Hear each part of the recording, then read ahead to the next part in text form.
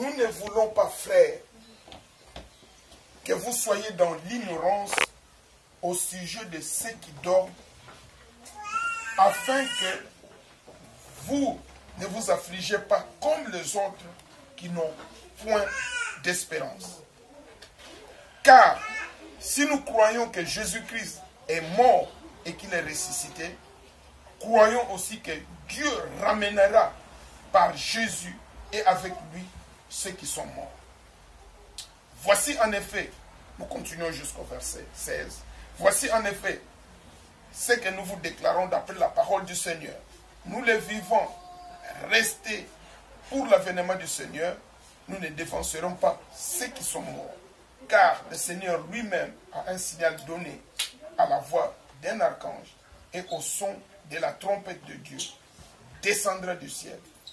Et les morts en Christ ressusciteront premièrement. Ensuite, nous les vivants qui serons restés, nous serons tous ensemble enlevés avec eux sur des nuées et à la rencontre du Seigneur dans les airs. Et ainsi, nous serons toujours avec le Seigneur. Consolez-vous donc les uns les autres par cette parole. Amen. Amen. Consolons-nous par cette parole. Aujourd'hui, nous sommes venus pour soutenir et consoler la famille.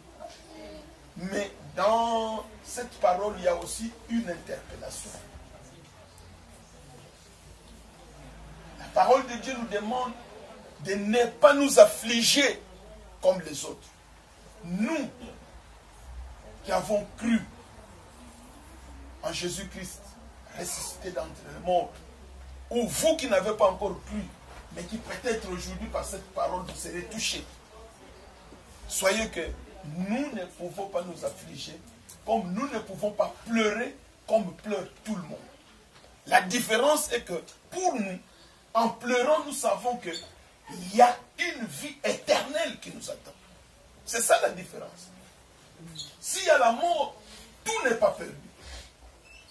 La mort n'est qu'une porte pour l'espérance de la vie éternelle. Alors la parole de Dieu nous dit aussi, la porte, la voie, c'est Jésus-Christ. Donc, si nous devons nous consoler en disant que Papa Michel est mort, mais il y a l'espérance qu'on puisse se retrouver un jour, il faut que nous puissions nous poser la question, sommes-nous dans cette voie qui permet qu'on arrive à la vie éternelle? C'est cette interpellation que nous avons. Parce que si dans la maison de deuil, nous avons la sagesse que nous avons dans la maison de deuil, c'est celle qui nous dit que après la mort, il y a une vie. Après la mort, il y a une espérance. Mais s'il y a une espérance, s'il y a une vie après la mort, il y a une condition pour obtenir cette vie. La condition, c'est être en Christ. Être en Christ ne doit pas être un slogan. Parce que comme nous disons, je suis chrétien. Mais être chrétien, c'est avoir Christ. Mais c'est aussi marcher comme Christ le veut. Parce que si nous marchons comme Christ le veut, c'est alors qu'on héritera de cette vie éternelle. Parce que souvent nous parlons toujours de l'enlèvement, nous parlons de l'enlèvement. C'est comme si c'est ceux qui seraient restés vivants qui partiraient les premiers. Non. Les morts qui se sont bien comportés seront les premiers enlèvés. Ce sont eux qui partiront. Donc la mort n'est pas une fatalité. La mort est une porte qui ouvre à la vie éternelle. C'est vrai, c'est dur d'être séparé avec quelqu'un qu'on a aimé. C'est dur d'être séparé avec un frère. C'est dur pour l'épouse. C'est dur pour les enfants. Mais un jour, si nous avons cette espérance, vivre pour l'éternité avec la personne qu'on croyait qu'il était perdu, ça sera une grande joie. Et c'est cette grande joie-là que nous espérons pour l'éternité qui doit nous consoler. C'est cette grande joie-là qui doit faire que quand nous pleurons, quand nous venons consoler, que nous puissions nous poser la question, suis-je prêt si aujourd'hui le Christ venait récupérer son peuple? Suis-je prêt aujourd'hui? On nous a parlé de la vraie reconversion aujourd'hui. Sommes-nous réellement convertis? Ou portons-nous seulement le nom des chrétiens? Parce que ce n'est pas le chrétien qui hériteront le royaume des cieux. Ce n'est pas ceux qui disent, moi je t'ai servi, moi j'étais toujours présent à l'église. Non, moi j'étais prédicateur, j'étais enseignant, j'étais intercesseur. Ce n'est pas ceux qui le disent qui hériteront le royaume des cieux. Mais ceux que Christ viendra trouver conformes à sa parole. C'est cela. Examinons-nous toujours. Quand nous venons fortifier les autres, quand cela nous arrive, ne prenons pas la mort pour fatalité, mais prenons la mort pour une porte ouverte à une nouvelle vie. Parce qu'à part ceux qui seront enlevés, pour ceux qui sont morts ou susceptibles de mourir, la porte sera une voie pour entrer dans l'éternité, à condition qu'on puisse marcher selon Christ. À condition que vraiment Christ habite en nous. Christ habite en nous. C'est-à-dire que ce qui avait de la chair en nous, ce qui avait du mal en nous, a été crucifié. Pour que ce qui est de Christ prenne le dessus.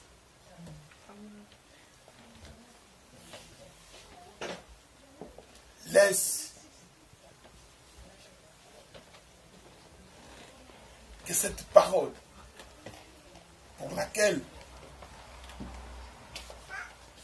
on nous dit de nous consoler les uns pour les autres, que ce soit une consolation, mais que ce soit aussi un examen de conscience. Parce que nous ne pouvons pas nous consoler mutuellement de quelque chose si nous-mêmes nous ne sommes pas susceptibles à ceux pour lesquels nous nous consolons. Parce que si nous allons dire, maman Eve, non, que le Saint-Esprit te console, parce qu'un jour nous nous verrons dans l'éternité. Maintenant, pose-toi la question quand tu dis, maman Eve, peut-être qu'un jour vous verrez Papa Michel dans l'éternité. Maintenant, toi-même, es-tu sûr que tu seras avec maman Eve dans les cieux pour l'éternité? C'est la question que nous devons nous poser. Et cette préoccupation restera la préoccupation de chaque jour. Quand nous marchons, posons-nous la question, si maintenant la voiture me cogne, si maintenant le tram, si maintenant les jours où il y a eu la bombe à l'aéroport, les gens voulaient voyager, les gens voulaient partir à Kin, les gens voulaient partir aux États-Unis, ils voulaient partir partout où ils voulaient. Il n'y avait pas préavis que la bombe va tomber. Il n'y avait pas de préavis. On était surpris. Tous, on était surpris par les nouvelles. Même ceux qui sont malades, ils espèrent toujours qu'ils vont guérir. Ils se disent que non, guéris-moi, parce que c'est ça notre prière. Guéris-moi. C'est-à-dire qu'ils ne souhaitent pas la mort. C'est vrai, c'est difficile de nous quitter. C'est difficile la mort. Mais réjouissons-nous dans l'espérance de la vie éternelle. Si nous ne nous réjouissons pas dans l'espérance de la vie éternelle, notre vie chrétienne n'a plus de sens. Si nous nous disons, je disais encore hier, on était aux enseignements, mais qu'est-ce que nous appelons la foi? Parce que souvent on a lié la foi à tout ce qui est matériel, on a lié la foi à tous les biens qu'on peut collectionner. Mais la foi en Christ, c'est croire que Christ a été envoyé sur terre pour réconcilier le monde avec le Père et que nous puissions hériter par cette réconciliation la vie éternelle. C'est à cela que nous croyons. C'est à cela que nous nous approchons. Mais si nous n'avons même pas d'espérance qu'il y a une vie éternelle, c'est-à-dire que le temps que nous passons en réalité sur terre est un temps perdu. C'est un temps perdu. Mais oh, on dit toujours que chacun doit pouvoir donner un sens à sa vie. Quel sens donnes-tu à ta vie chrétienne maintenant, je précise? C'est peut-être le sens que nous donnons à notre vie de chaque jour, c'est d'être bien. Mais quel sens on donne à la vie chrétienne? Pourquoi es-tu devenu chrétien? Pourquoi on sert Christ? C'est parce qu'on a été malade pour être guéri. C'est parce qu'on avait un manque pour que quelque chose nous soit accordé. Mais Christ nous a dit, recherchez d'abord le royaume des cieux. Et tout le reste vous sera donné par-dessus tout. Donc, l'objectif doit être la vie éternelle. L'objectif doit être le royaume des cieux. Mes frères, mes soeurs, papa, maman, que cette interpellation soit une interpellation de chaque jour. Quand on sort de son lit, quand on va dormir, il faut qu'on se pose la question, je vais dormir, est-ce que je vais me réveiller demain? Parce que de toutes les façons, dormir et se réveiller, c'est un miracle. Personne n'est sûr de se réveiller le lendemain. Alors quand on dort, il faut qu'on soit prêt. Beaucoup sont sortis de leur maison, ne sont jamais rentrés. Donc quand on sort, quand on rentre, sortir et rentrer doivent être dignes de notre Dieu. Consolons-nous par ces paroles, mais cette consolation doit être une interpellation de chaque jour. Nous allons demander d'abord le pasteur bienvenu s'il a un mot à ajouter. Maman Yves m'a dit que peut-être que vous auriez un mot à ajouter.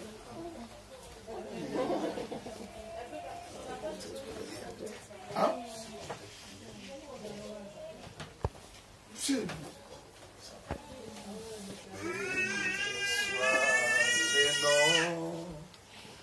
Béni soit le nom, béni soit le nom du Seigneur Jésus.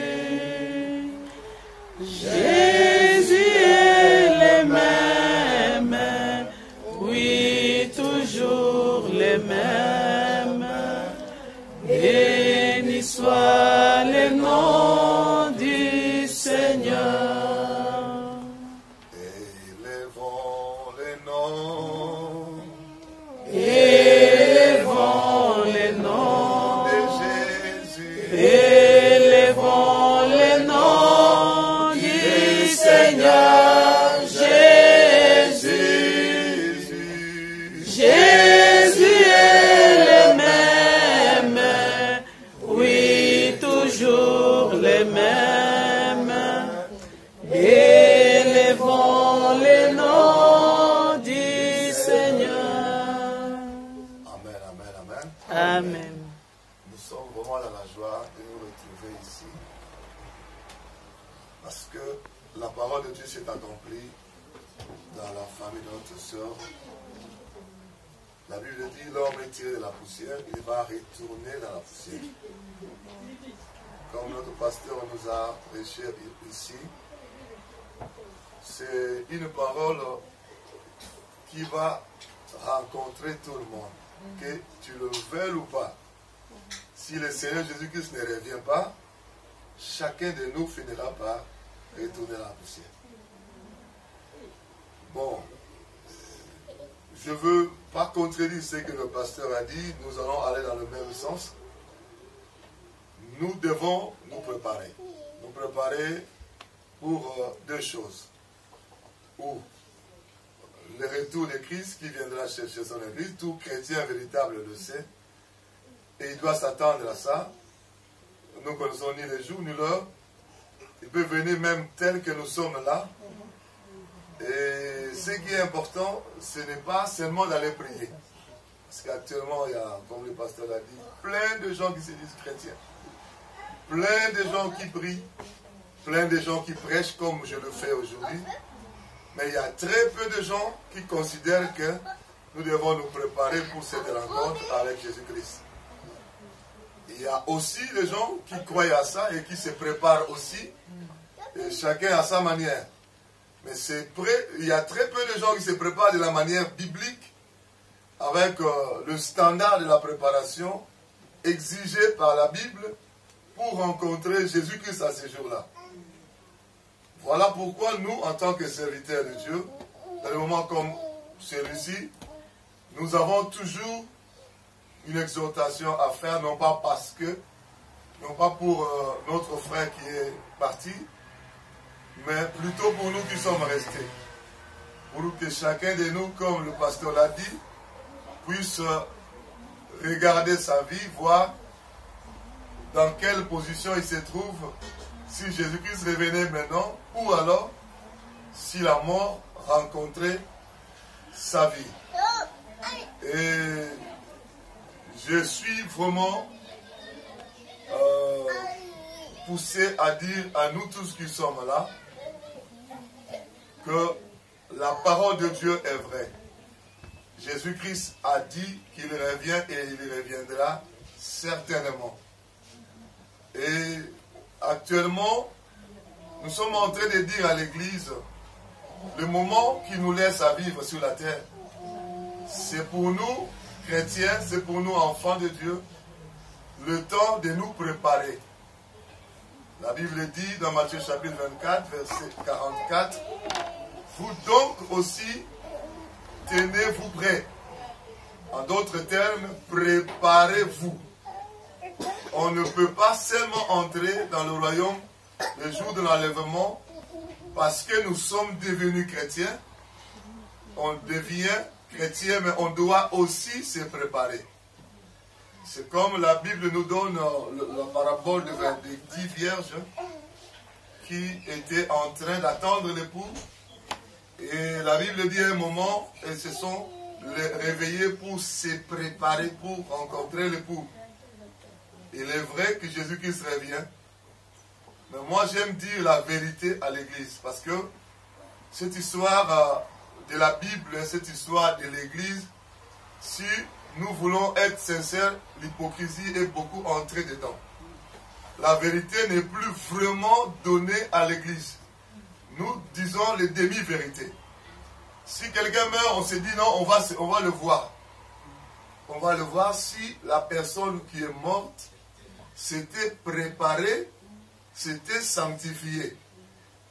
Moi, j'aime dire la vérité. S'il ne s'était pas sanctifié, nous pouvons dire que son âme repose en paix. Ça, c'est une formule de politesse que nous avons l'habitude de dire. Mais en tant que chrétien, en tant que serviteur de Dieu, nous devons dire si la personne s'était préparée, parce qu'on ne sait pas. C'est seul Dieu qui connaît. Si la personne s'était préparée, il s'était préparé, là, on va le retrouver avec Jésus-Christ dans le royaume de Dieu. Sinon, ça sera autre chose. Même si nous bombardons avec des messages que son âme repose en paix, ça ne se reposera jamais en paix si une personne n'est pas morte en Christ. Est-ce que vous m'entendez? Voilà pourquoi nous qui sommes restés vivants, nous devons, je suis en train de le dire pourquoi. Parce que généralement quand nous sommes dans un deuil comme nous sommes là, tout le monde dit que son âme repose en paix. Mais si quelqu'un n'est pas mort en Christ, il n'est pas en paix. Le jour de sa mort, les esprits de l'ennemi Satan viendront chercher la personne pour le mettre dans le séjour de mort, là où il y a le feu. Nous connaissons l'histoire. Dans Luc chapitre 16, on nous parle de l'histoire de Lazare et du riche. La Bible dit quand ils sont morts, les deux, les riches qui ne s'étaient pas repentis, s'est retrouvé dans le séjour de mort en train de brûler. Ça, ce n'est pas la paix. Si nous disons chaque fois que quelqu'un meurt, que nous nous retrouverons dans la paix, que son âme repose dans la paix, c'est bien. Mais sinon, nous devons dire la vérité à ceux qui sont restés. La paix ne viendra après la mort que lorsque nous avons rencontré le prince de la paix, Jésus-Christ.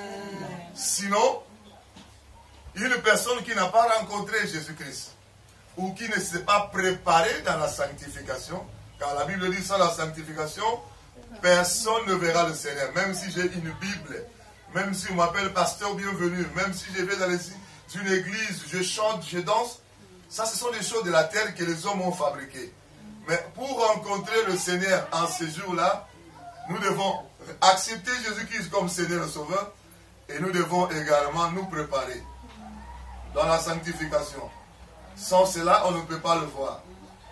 Et la sanctification est exigée par le royaume des cieux. Pour rencontrer Dieu, c'est écrit dans la Bible. Dans 1 Thessaloniciens chapitre 5, versets 23 à 24. 1 Thessaloniciens 5, 23 à 24. La Bible dit ceci. Que le Dieu des cieux vous sanctifie lui-même. L'âme, l'esprit et le corps. Et que vous soyez conservés comme ça jusqu'à l'avènement du Fils de l'homme. Et ce verset-là, dans nos églises, nous avons presque oublié ça. Nous avons présenté la sanctification à notre manière. Je vous le dis parce que c'est le travail que nous sommes en train de faire. Ramener la sanctification, le standard exigé par la parole de Dieu pour rencontrer l'époux. C'est la sanctification de l'âme, de l'esprit et du corps, conformément au verset que je suis en train de dire. Et si ce n'est pas ce niveau de sanctification, et si ce niveau-là n'est pas arrivé et n'est pas conservé jusqu'à ce que Jésus-Christ va revenir, ça sera difficile de le voir. Frères bien-aimés, nous sommes venus parce que notre frère est mort. Nous sommes venus parce que il y a un deuil, parce que la Bible nous dit de pleurer avec ceux qui pleurent. Mais nous qui sommes restés vivants, nous ne pouvons jamais oublier ça. Le jour que Jésus-Christ va revenir, il y aura effectivement de pleurs et de grincements dedans, comme la Bible le dit. Et parce que le niveau de la sanctification exigé par la Bible, c'est devenu extrêmement rare dans les églises.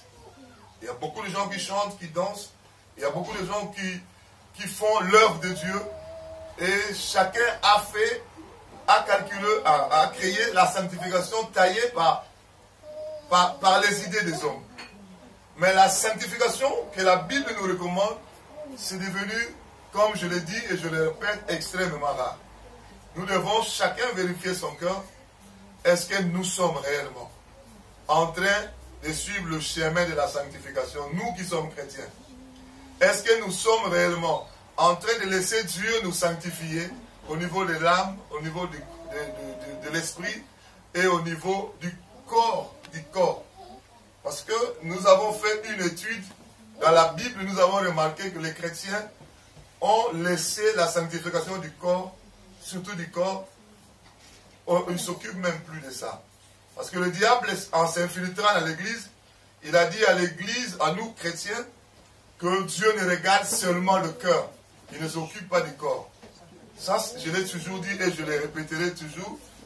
Un mensonge, c'était... Moi, je parlais à un pasteur, je lui ai dit, ça c'est le verset satanique que le diable a donné à l'église. Dieu ne regarde seulement le cœur. Dans la Bible, du début jusqu'à la fin, il n'a jamais été question que Dieu ne regarde seulement le cœur. Parce que 1 Thessaloniciens 5, verset 23 à 24, nous dit, je répète le verset, que le Dieu de paix vous sanctifie, lui-même, âme, esprit et corps. Donc Dieu veut que la sanctification ne soit pas seulement dans l'âme, dans l'esprit et également au corps. Nous avons fait des études et nous avons remarqué le verset là, que Dieu ne regarde seulement le cœur, c'est tellement accepté par les églises, et finalement le diable, quand il a introduit son mensonge, il a transformé le corps, temple du Saint-Esprit, au temple des idoles. De la tête jusqu'aux pieds, transformé dans presque toutes les églises. De la tête jusqu'aux pieds. Ce que Dieu a voulu que nous soyons, c'est haï, ce n'est plus accepté. Et quand tu veux être ce que Dieu veut que tu sois, c'est toi plutôt qui déraisonne, c'est toi qui deviens fou. Mais la transformation satanique s'opère dans les églises au vu et au su de tout le monde, et ça détruit le temple de Dieu spirituellement, ça détruit le temple de Dieu physiquement, ça détruit le temple de Dieu. Et si je me mets à le dire comme ça, je le dis par amour, parce que l'heure est grave. Si le Seigneur revient aujourd'hui, avec cette destruction que nous voyons du temple, cette sanctification à moitié, ça sera de pleurs et de grincements de dents. Nous, en tant que pasteurs, en tant que serviteurs de Dieu, en tant que prédicateurs de l'évangile, nous devons rappeler à l'Église que nous devons laisser Dieu sanctifier l'Église, ou l'Église que nous sommes, au niveau de l'âme, au niveau de l'esprit, et aussi au niveau du corps. Je viens, tel que je suis là, je suis revenu comment on appelle ça, du Congo-Kinshasa pour une mission. C'est juste un témoignage que je vais vous donner pour clôturer. Je suis en train de parler de la sanctification dans ces trois niveaux-là. Il y a un pasteur qui m'écoutait. Il m'a dit, pasteur, moi j'étais sceptique quand tu disais ça. Je ne croyais pas que la sanctification doit aller jusqu'au niveau du corps. Et pourtant, j'ai donné le verset dans la Bible, 1 Thessaloniciens 5, 23 à 24. Et finalement, je lui ai dit, vous connaissez les cheveux que les femmes mettent sur la tête, la cabello. C'est un démon que l'Église a accepté, il a mis dans l'Église. Il m'a écouté sans croire. Le pasteur m'a écouté sans croire.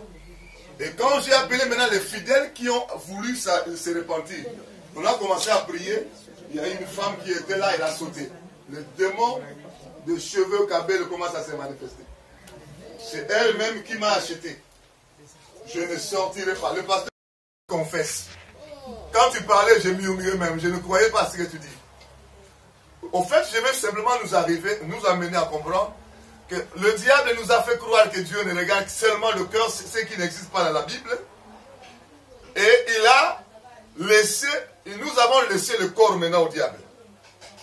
À partir des cheveux jusqu'à la plante de pied, transformé. Je vous dis transformé.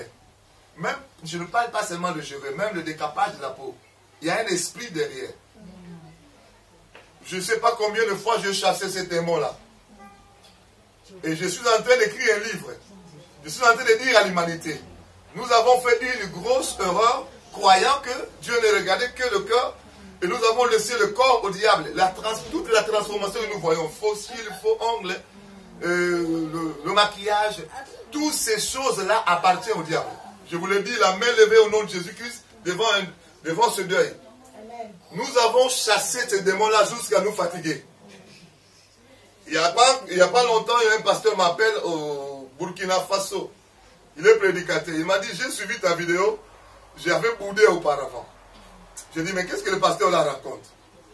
Et finalement, il est allé demander la question à Dieu, qui a créé le ciel et la terre.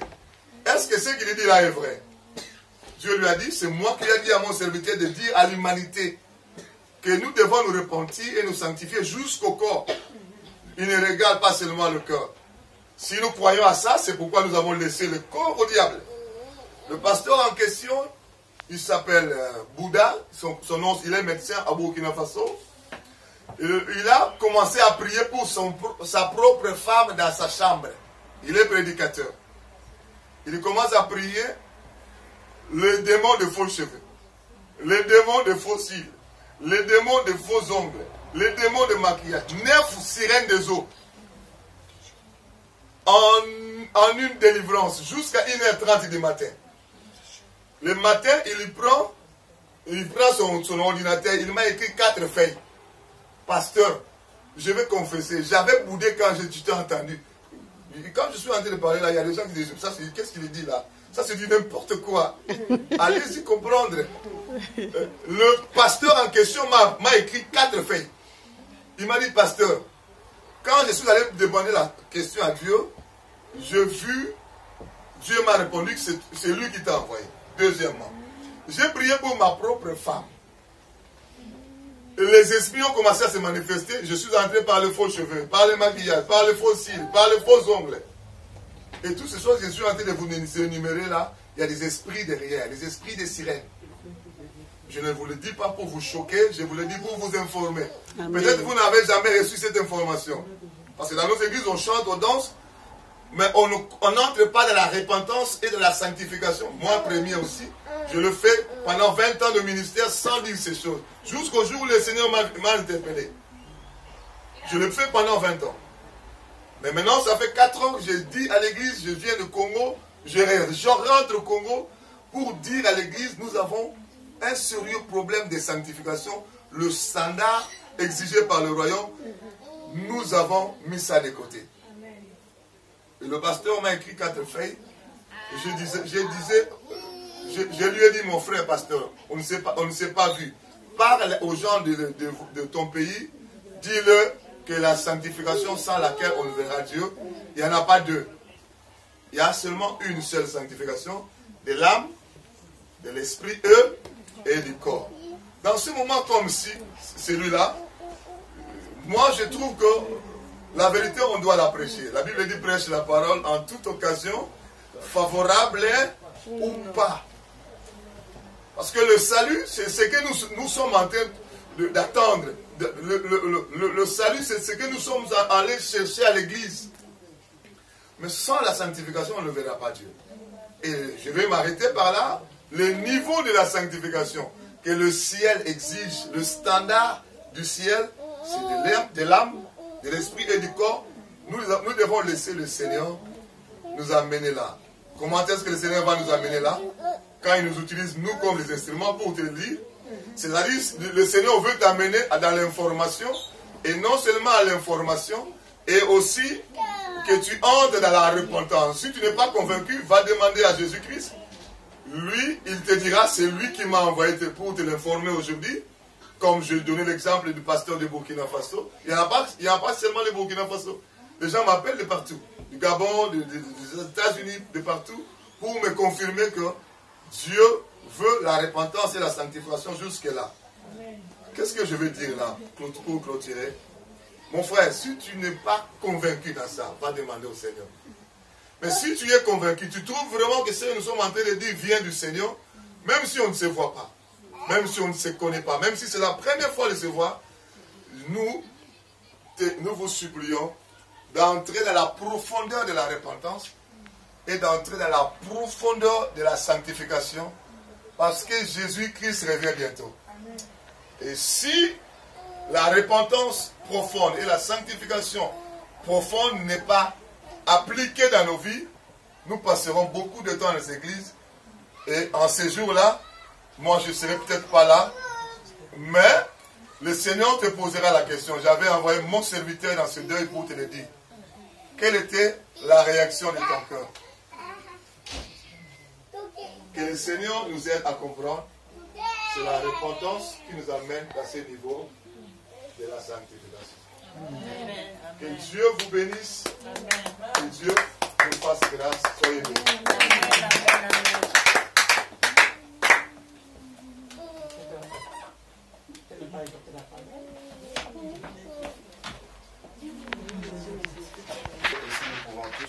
Nous allons prier pour la famille de maman Eve et aussi, bien sûr, de maman Eve.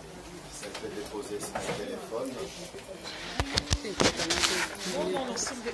Que ton puissant, quand mon cœur considère tout l'univers, créé par son pouvoir. Le ciel d'azur, les éclairs, les tonnerres, l'éclair matin, pour les ombres du soir. Que tout mon être alors s'élève et chante.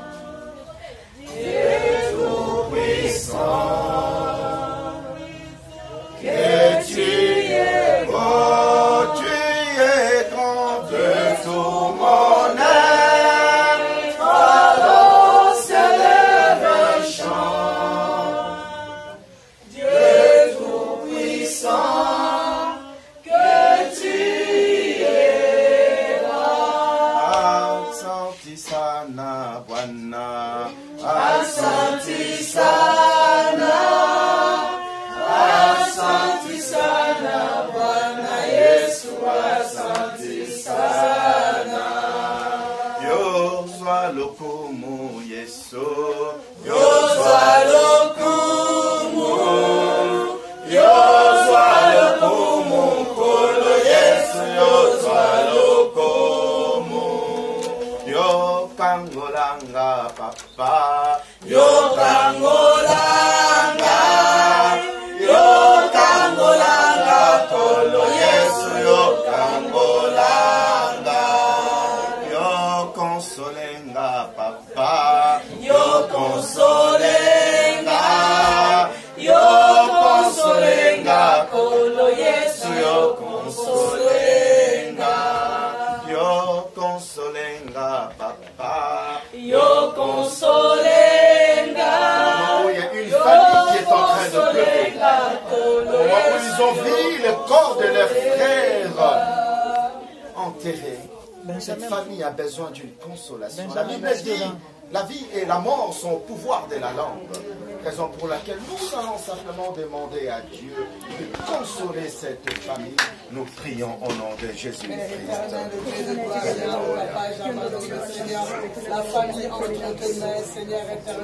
Seigneur, entre tes deux saintes mains, nous t'abandonnons cette famille. Le seul qui peut consoler, console cette famille.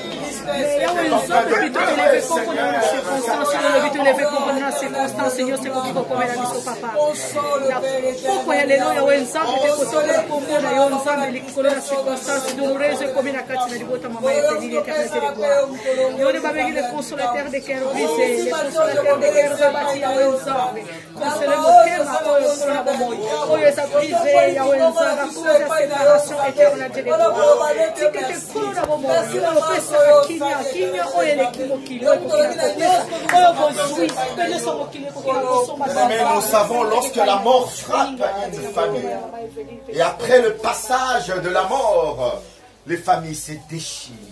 Il y a la division, il y a la haine, il y a la séparation. Raison pour laquelle nos regards doivent être tournés auprès de notre Seigneur Jésus-Christ.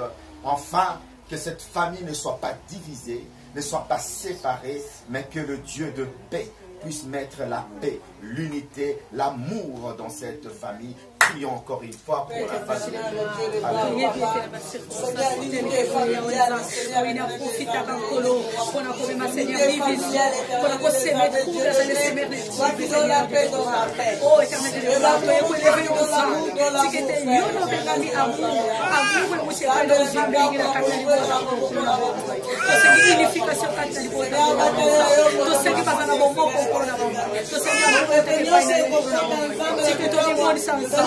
Yahweh, on fait que ça va toujours au Seigneur. Il y a avantage puisqu'avant, Seigneur,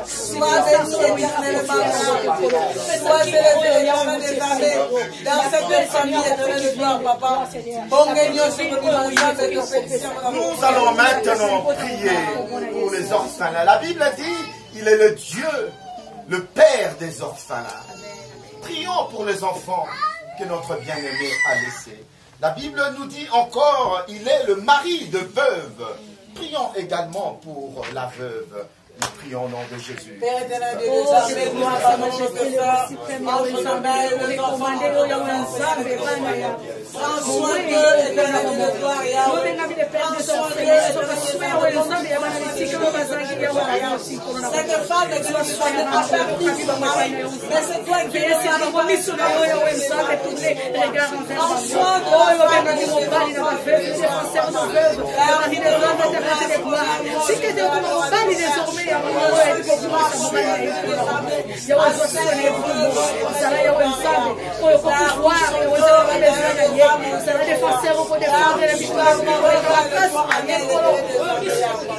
Nous savons, bien-aimés dans les Seigneurs, que c'est toujours mieux que les enfants puissent enterrer les parents. Mais lorsqu'il y a un parent qui enterre son fils, le cœur saigne. Nous allons prier pour les parents. Nous prions au nom de Jésus. Père éternel, Dieu de gloire. Yahweh, nous mettons le côté là où il y a Yahweh, maman Ephéline, entre tes fils. Père éternel, nous allons là où il y a Seigneur éternel des âmes, là où il y a la tristesse des âmes, toi qui consoles, toi qui donnes la force dans la force, toi qui donnes la joie dans la joie, et tu glorifies encore une fois.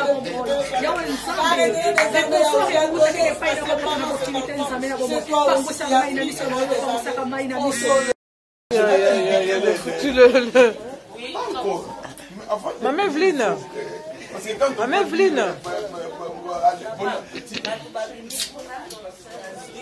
Ange. Ange. Viens remonter ça. Le lit. Le matelas plutôt. Ouais, tu mets à côté puis tu... Je lui ai dit, parce que les gens doivent passer par là.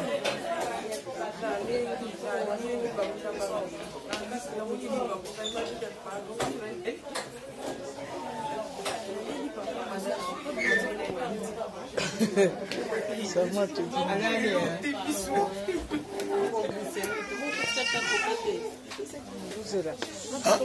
na le carbone filmé prière.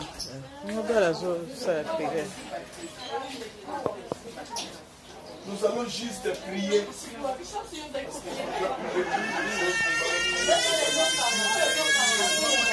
Nous allons nous servir.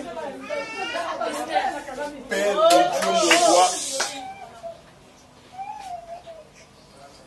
sanctifie cette nourriture, bénis-la qui nous apporte du bien dans nos corps. Bénis les mains qui ont prêté ces repas, bénis les sources d'argent qui nous apportent ces repas. Père, surtout, souviens-toi de tous ceux qui, en ce moment précis, à cause peut-être d'un deuil, n'ont pas d'appétit. Soutiens-les, fortifie-les, pour qu'ils aient le courage de manger. Console-les aussi. Fortifie ceux qui gênent à ton nom, car c'est pour ta gloire qu'ils le font. Ceux qui sont malades, guéris-les, afin qu'ils retrouvent la joie de manger. Et pour ceux qui n'en ont pas à ce moment précis, pour cause d'intempéries, pour manque, pour voie, Père, et laisse que les intempéries cessent pour que la nourriture soit disponible et qu'ils aient à manger dans l'avenir. Bénis tous ces repas et laisse que la gloire revienne à toi et à toi seul. Nous avons ainsi prié au nom du Seigneur Jésus-Christ. Amen. Nakanga. Maman Evelyne, je ferme.